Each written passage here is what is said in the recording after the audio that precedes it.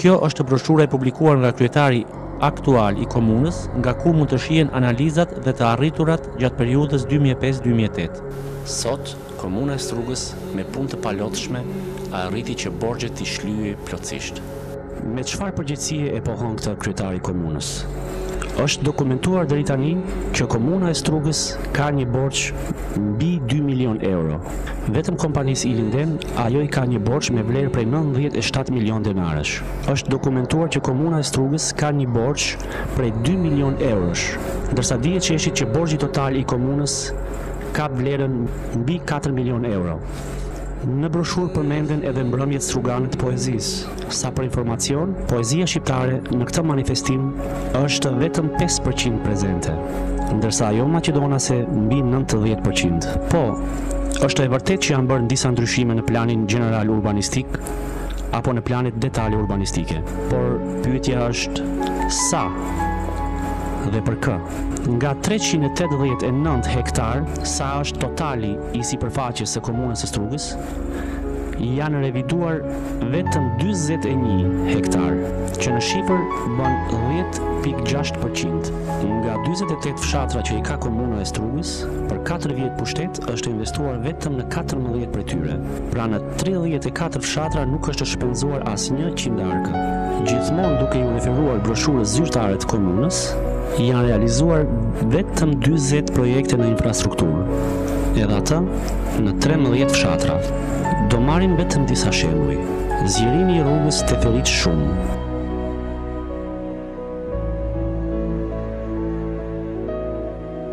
asfaltimi i rrugës Ladorisht Frëngov. Në këtë rrugë, vetëm pas 3 muajsh asfaltim, janë shfaqur plasaritit e para dhe fillimi i gropave. Është bërë një terren sporti në Ladorisht, por si shihet në fotografi, ai nuk shërben veçse për parking. Mëse gjysma e këtyre 40 projekteve në infrastrukturë janë bërë nga fonde jashtë buxhetit komunës, si për shembull nga ato të fondacioneve të huaja apo me ndihmën e vetë fshatarëve.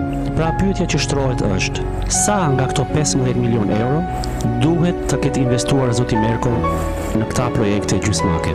Por tu del edhe një tjetër pyetje. Ku mbetën 34 fshatra tjera që nuk është investuar as pak?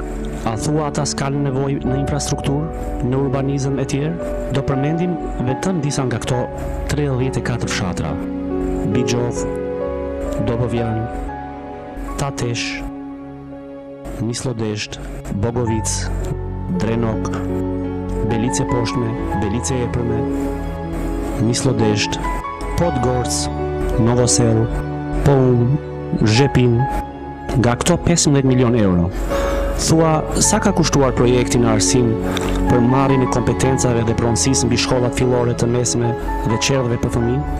Apo sa ka kushtuar ndryshimi i emrit i shkollës fillore në Labunisht? Të gjithë këto projekte zoti Merko i paraqet si të arritura 4 vjeçare.